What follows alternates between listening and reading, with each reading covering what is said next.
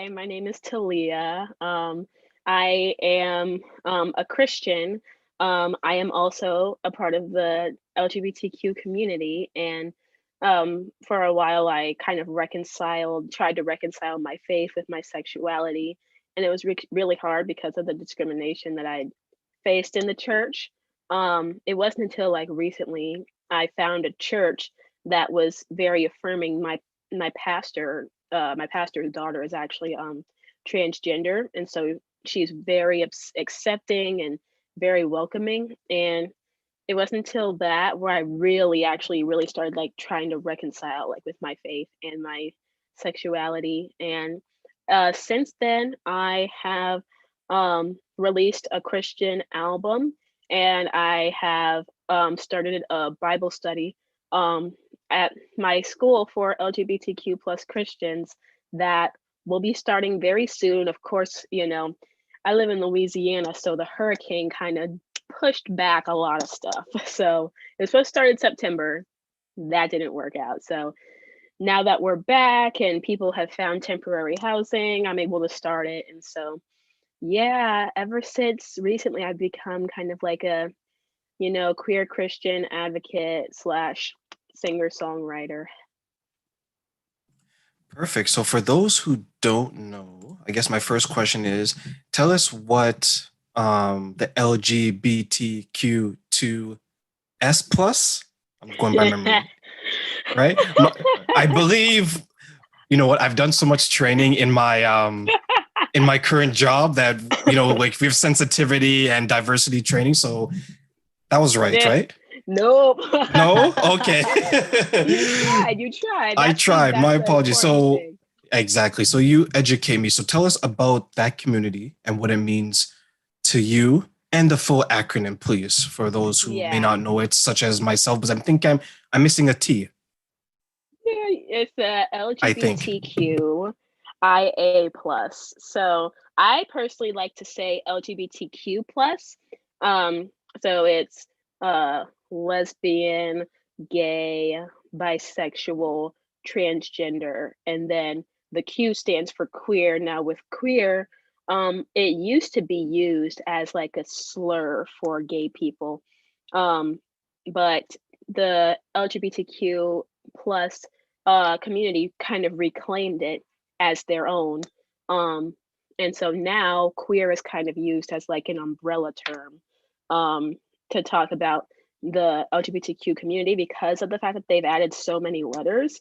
Like it's just like kind of easier to say the queer community instead of like the LGBTQIA plus community, because it's more of like an umbrella term. And for people who, let's say, I know somebody who um is a transgender male, but he personally likes multiple genders. He likes men and women and dates both. And so what's he going to say? I'm a transgender bisexual man, like it's just better to say I'm a queer man. So it's good to, have that term to talk about, multiple identities that you may hold, or just to refer to the community in general. But for me, growing up in the church, I had like my small group and I had my church friends, and it's not like I was some like super squeaky clean like Christian girl who was like homeschooled and like super sheltered and like, constantly was at church 24/7. I went to a public school where, in my public school, though it was a predominantly white school, there was a lot of diversity as far as like thought process and, sexualities and religious views and stuff like that. And so for me, I was at church surrounded by a bunch of people who were, not gonna lie, pretty much the same. But then I'd go to public school and I'm like, oh my gosh, so many different people, so many different stories and backgrounds. And I was in choir and theater, and a lot of people in choir and theater were trans, bisexual, gay, lesbian, like a lot of people in the arts department at my school, my previous high school specifically, were all in the queer community. And so that's that was mainly like my group of friends because I wasn't super good at sports or anything, and so like I didn't join any like teams, and like choir and theater were like my niche. So those were my group of people, and it just so happened that they were all gay. I didn't It wasn't intentional that I'd wanted to like seek out gay people. I was too young to even really think about what my own sexuality was, because at that point I was like, oh, this is my friend. I don't really have any other friends, and this person seems really nice. I'm going to be friends with them, and they just so happen to be gay. And so at that point, I had more gay friends at outside of school, outside of church than in church. Um, and so I kind of started to look at my church, and I was like, there's a lot of straight people here, and like there's a lot of straight cisgender people here, very different from my school friends. Um, I wonder if they would feel safe if I invite them to the church, because there's a lot of evangelicalism, forced not forced, but like mainly like enforced whenever it came to like younger Christians, like myself, which I was in high school at the time. And it was like, spread the word of Jesus, talk to somebody that can come to church with us. They would always be welcome. And so I was like, well, I wonder if any of my friends would be open to coming to church. And of course, none of them were, because of the discrimination that they've experienced in the church. And of course, because I had never seen that in my church, I was like, oh, not my church, but I just never seen it. That's not necessarily like, alluding to the fact that none of it was going on. It was happening all underneath my nose, and I just didn't say anything, and I just didn't notice it. I didn't realize until um, a gay person in our youth group came out. Um, there were some people, it was kind of split. Some people were accepting, some people were a bit more not accepting, um, but not to the point where there was any discrimination against her. There are just some people that just weren't that weren't for the idea. And my youth pastor at the time, would always, kind of cherry pick certain parts of the Bible about homosexuality to kind of like fit his agenda. So like he'll read like one verse out of Leviticus, but like exclude the whole chapter, and was like, oh yeah, this part about gay people, yeah, just letting you know. And he would kind of use that as a way to say like, hey, I'm completely not for this.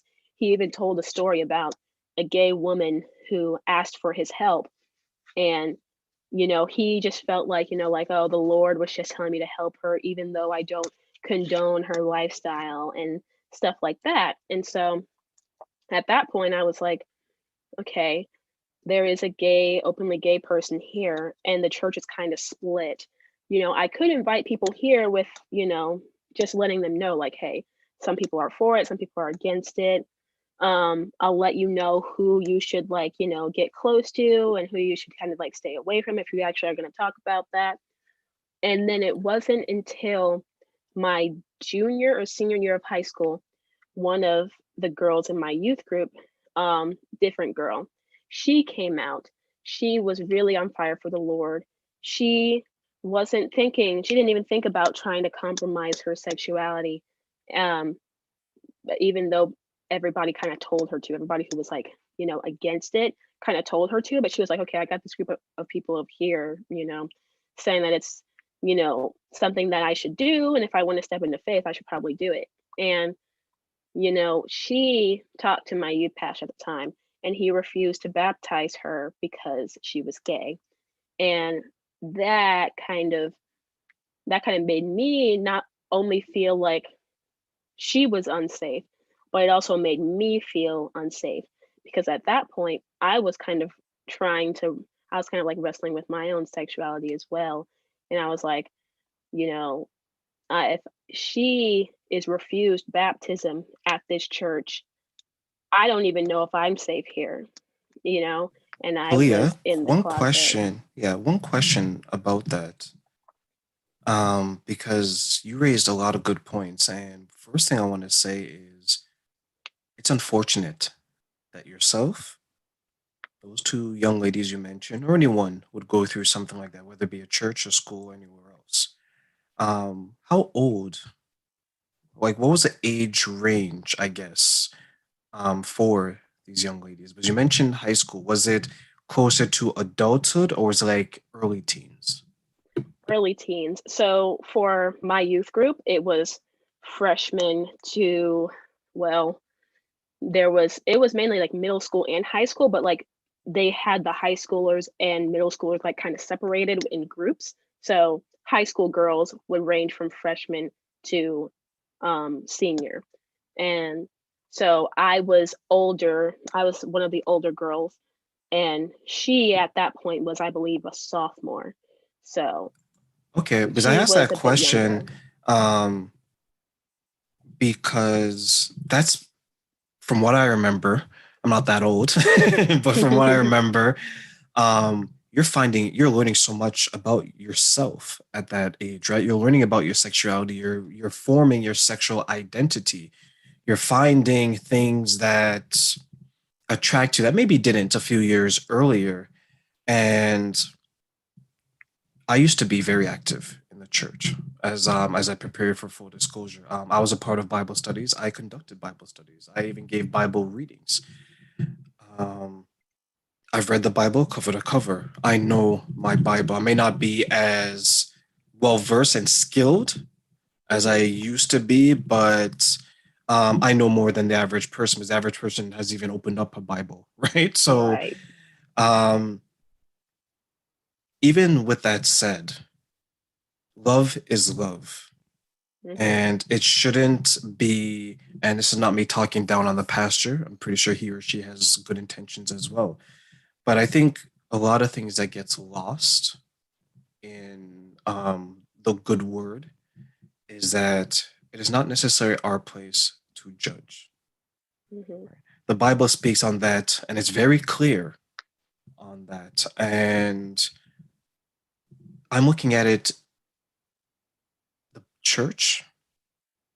I remember the church as a kid. The church was that safe place that wherever you were, whomever you are, um, whatever the color of your skin, it was your protection. The church was supposed to be what protected you from the world because let's be very honest, the world is a difficult place to navigate. And if you have your friends who are facing this type of difficulty, and if you're, as you mentioned, you're questioning your own sexuality, those are probably things you don't want to go through at that age. And one question I would have for you is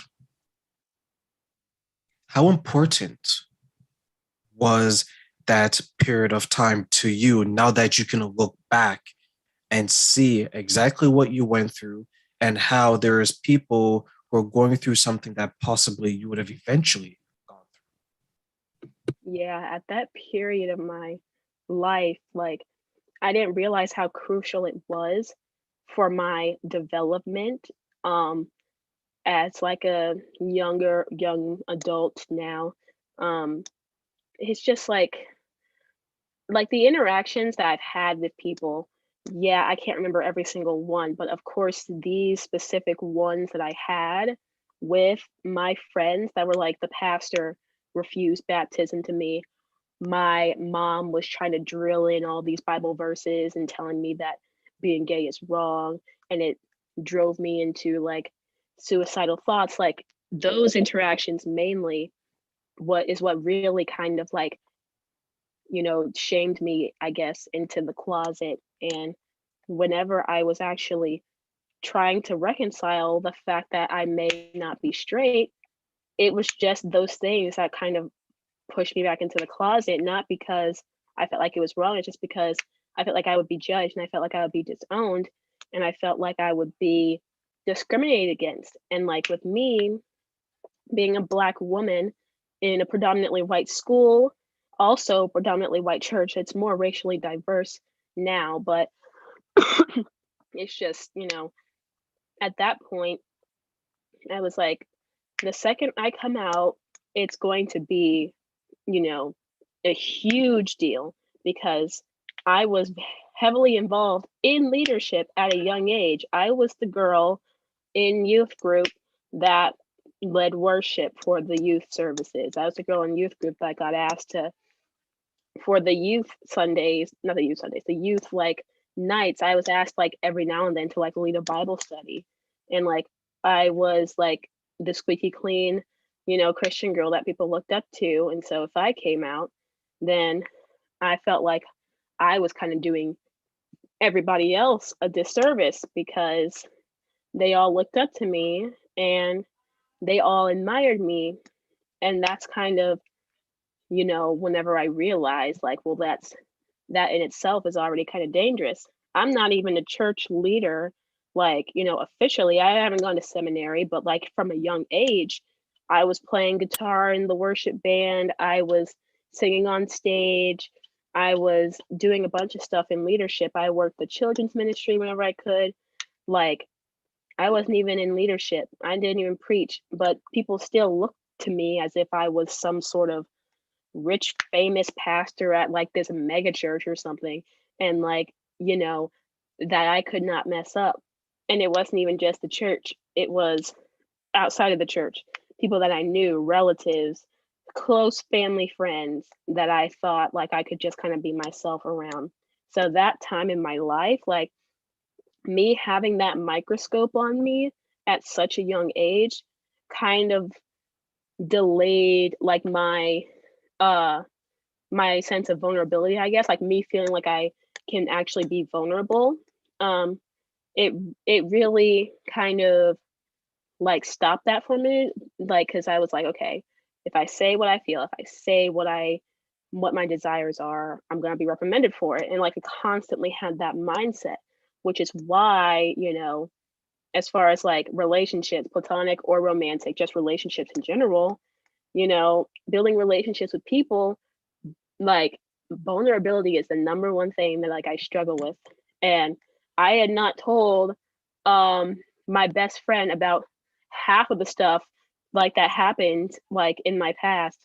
And she was like, yeah, I know you better than anybody else, like I know you like the back of my hand. And I tell her this stuff and she's like, whoa, maybe I don't know you. Like, I didn't know that you went through this. I didn't know that you experienced this in the church. I had no idea that you felt so ashamed.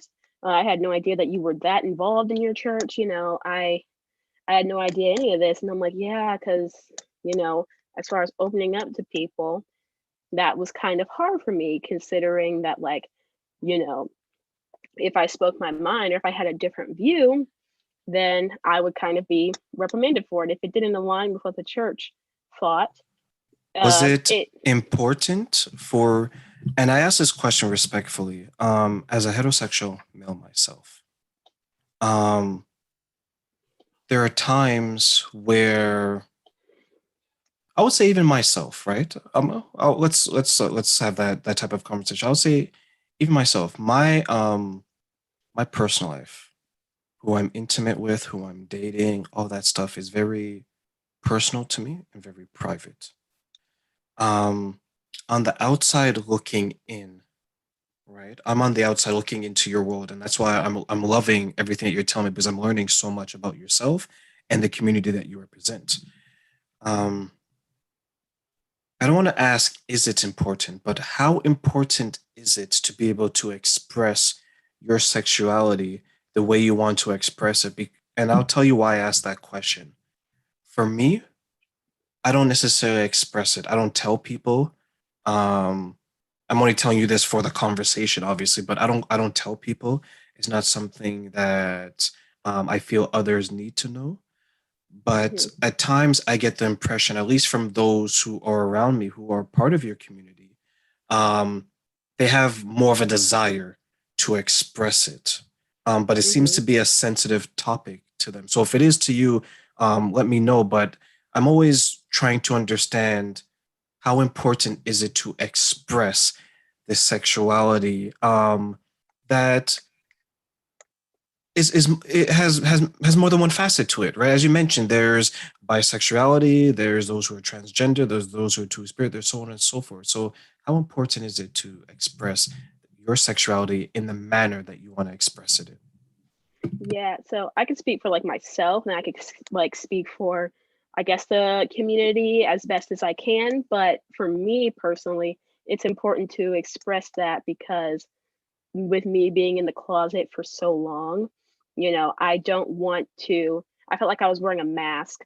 Um, it's it got exhausting to kind of mask my emotions and mask my desires. Like I was so scared to even compliment girls in public because I was afraid that, somebody from my church would be like, "Oh, are you flirting with her? Like what?"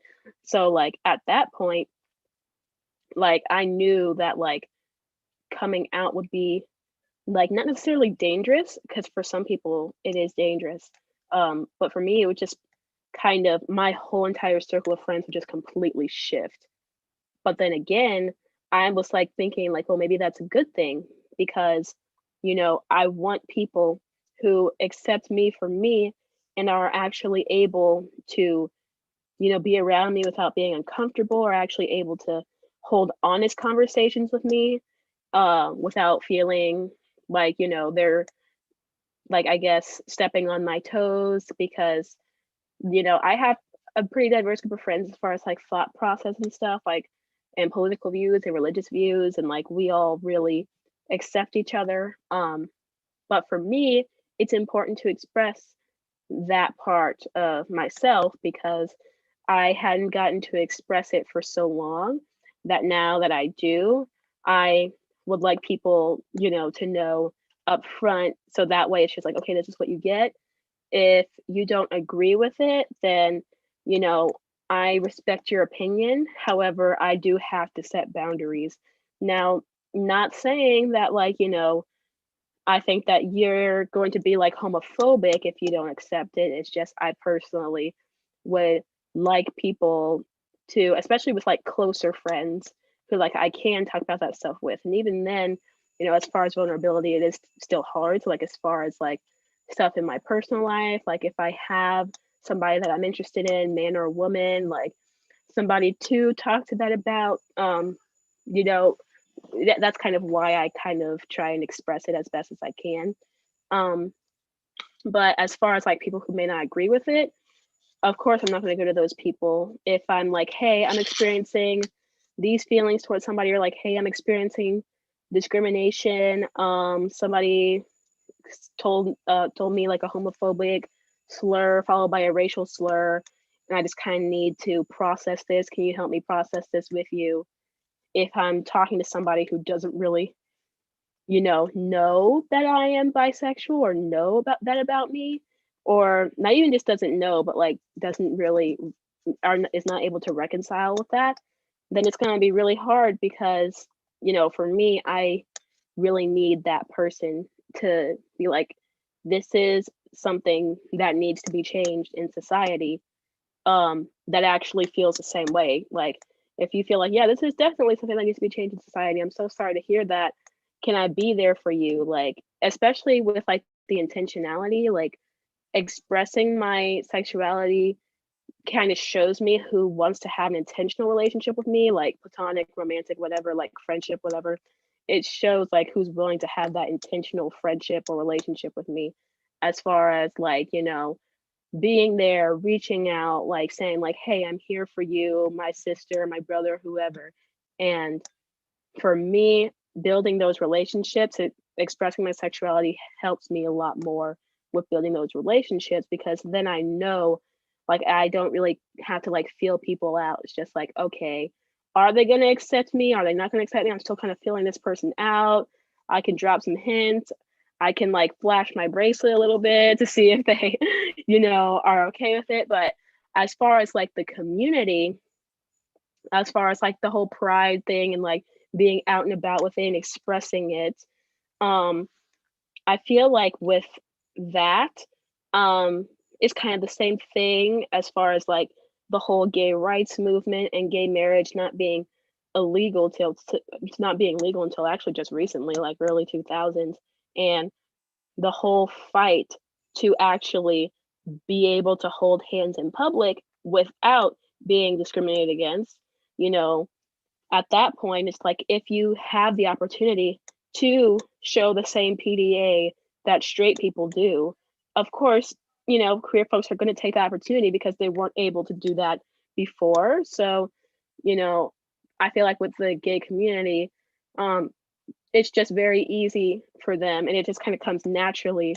um, to us to like try and show our sexuality and try and make it clear to people so that way we know like okay, like am I okay with like talking about certain topics around certain people, or should I just like keep them to myself? And it just kind of depends on the person. So with us not being able to show that for so long, now that we are, it's just like a lot of people truly try and take advantage of that because, if I was told that like, let's say I had a girlfriend, and I was told that I couldn't show any emotion towards her, like, I would feel so self conscious. I'm like, I feel like I would be like, oh, hey, good to see you, and like hug her, and be like, wait, hold on. Now, how do we let people know that this is a romantic hug or a platonic hug? Like, I don't want to get in trouble, like, something like that. I just, it can be scary. We still have a lot of work to do. The world still has a lot of work to do. In Turkey, it's illegal. A lot of places, a lot of places overseas, it is illegal. And so, as far as those places, there's definitely still a lot of work. But just here, it's more out and about because we know that we are able to show that without getting thrown off buildings like some countries. It's just so sad. And I think that's beautiful. I think the expression of the love in whatever manner you will love in should be done. I'm me personally, I'm not a fan of public displays of affection, whether it's heterosexual or homosexual. I look away. I don't care who it is. Even if it's someone that I would find attractive, I'm not doing one of these. No, I'm just looking away, right? I mind my own business. But if I wanted to do it, I should be allowed to do it without, obviously, there's going to be people, whether if I'm doing that with another woman, another man, or another whatever, there's always going to be people who's going to look, who's going to be, okay, that's okay. There's going to be people who's going to look and be like, they shouldn't be really doing that. That's fine, Hmm. right? I think the issue that I have, and the issue I guess that so many people from the community you associate with has, is that you shouldn't be attacking people, Yeah. right? And that's where the line is. And I think and I agree with you, and I also think we are on the path to hopefully coming out of our infancy because there's so much going on there's so much in the world there's so many things in the world that's going on that we don't need to worry about. We don't need to worry about if two women are kissing, if two men are kissing, or a man and a woman is kissing, Hmm. right? I always tell my friends when I have these types of conversations, I was like, you should only worry about your bedroom, don't worry about someone else's bedroom.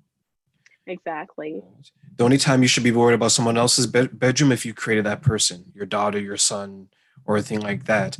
Because if you're going to be so worried about someone else's bedroom, then the question should be, why? Yeah. Do you want to enter that person's bedroom? Because then there has to be a curiosity, right? And yes, Exactly. you can poke fun and make jokes about it and try to make it lighthearted. But what goes on in my bedroom is my business. What goes on in your bedroom is your business. And Yeah. with that said, and with that very nice depiction of what is going on, not only with yourself, but within the LGBTQ plus community, um, where do you think we can go now looking in towards the future? Like, how can a heterosexual man and a bisexual lady come together and join forces to move the next generation forward?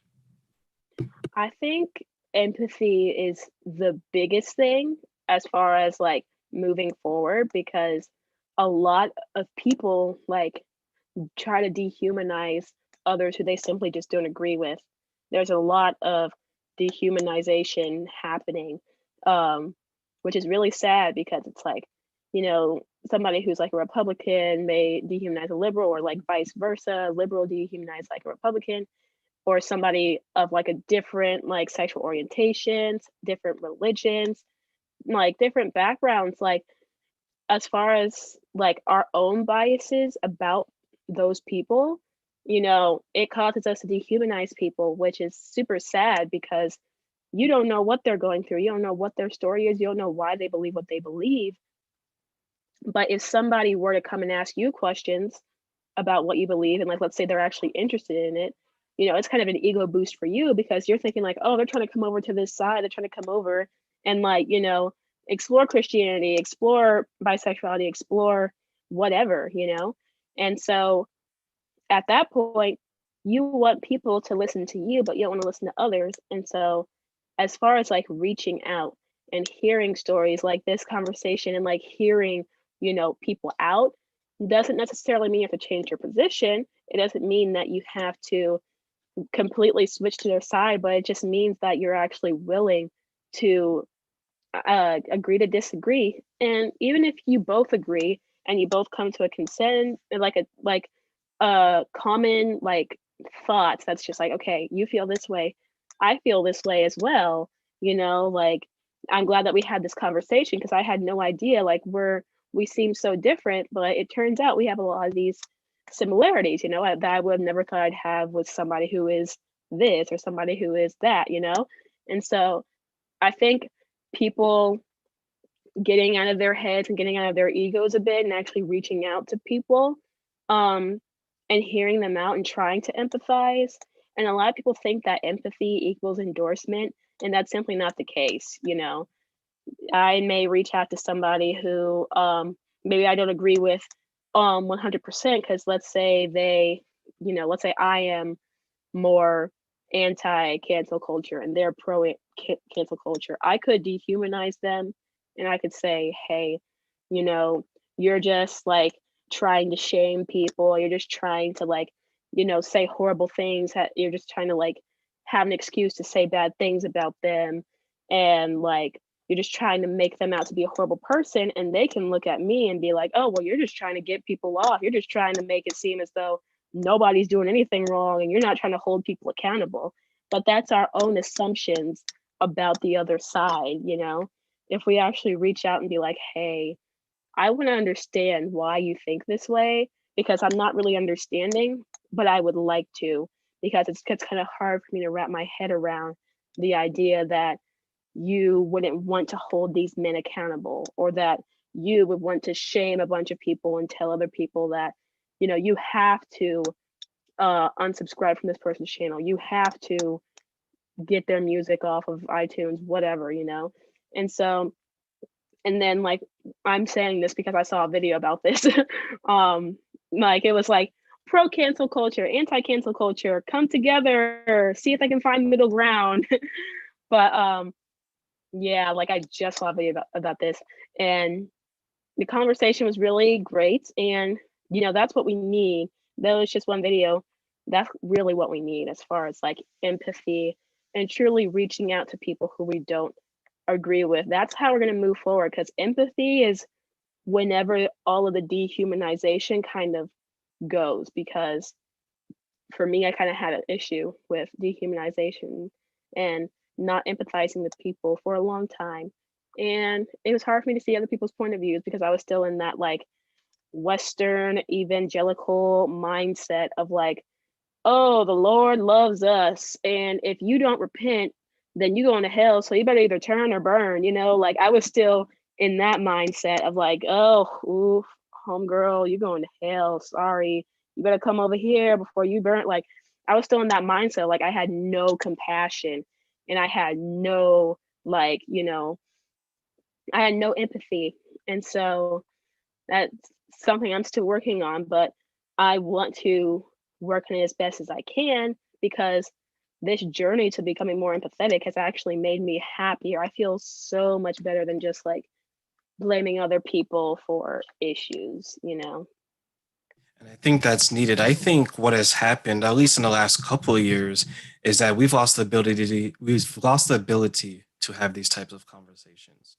Hmm. Um, we have you and I, two people from two different parts of the world where we have similarities from a religious standpoint, but we have two different sexualities. And here we're having a conversation without any name calling, without any rage. I'm not yelling, you're not yelling.